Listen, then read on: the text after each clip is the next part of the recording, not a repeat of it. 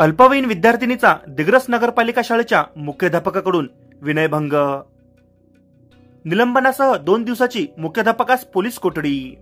शिक्षण क्षेत्राला काळीमा फासणारी व मुख्याध्यापक या पदाला न शोभणारी घटना सुधाकरराव धुर्वे नगर परिषद शाळा क्रमांक 6 शास्त्रीनगर दिग्रस येथे घडली।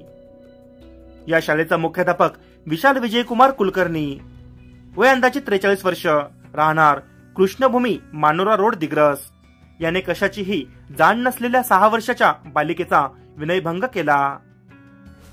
ही घटना घडल्यानंतर सदर बालिकेने याबाबत आईला सांगितल्यावरून आईच्या तक्रारीवरून दिग्रस पोलिसांनी मुख्याध्यापकाविरुद्ध विनयभंगाचा गुन्हा दाखल केला असून दिग्रस नगरपालिकेचे मुख्याधिकारी अतुल पंत यांनी तडकाफडकी निर्णय घेऊन सदर मुख्याध्यापकाला निलंबित केल्याचे सांगण्यात आले आहे।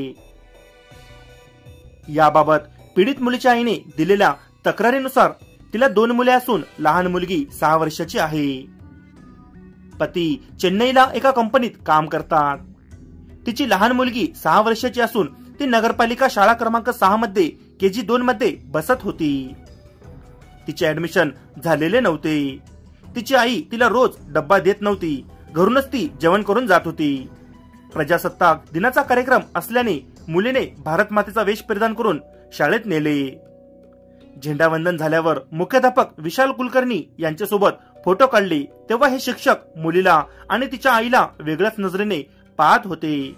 त्यामुळे तशा पाहण्याने महिलेला विचित्र वाटले। दुसऱ्या दिवशी मुलगी शाळेत जाण्यास नकार देत होती। ती खूप घाबरली होती, तरी तयारी करून शाळेत पाठविले। दुपारी ती 1 वाजता शाळेतून घरी आल्यावर काही बोलत नसल्याने तिला विश्वासात घेऊन विचारपूस केली असता तिने सदर मुख्याध्यापक शिक्षक हे शाळेत सदर मुलीसोबत अश्लील हरकत करत होते। त्याबाबत आणखी तिला सविस्तर विचारले असता तिने सांगितलेला प्रकार अतिशय लाजिरवाणा होता, न सांगण्यासारखा। त्यामुळे आईला धक्काच बसला। तिने हा प्रकार पतीला सांगून याप्रमाणे दिग्रस पोलीस स्टेशनला दिलेल्या तक्रारीवरून सदर मुख्याध्यापकाविरुद्ध कलम 64, 64(2) फ, 64(2) I, 65(2), 68(ब), 4-6 पोक्सो अन्वये गुन्हा दाखल करण्यात आला।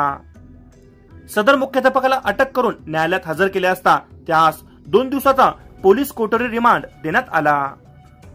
ही घटना घडताच दारवा उपविभागाचे उपविभागीय पोलीस अधिकारी दिग्रसचे ठाणेदार यांनी घटनास्थळी जाऊन सविस्तर माहिती जाणून घेतली।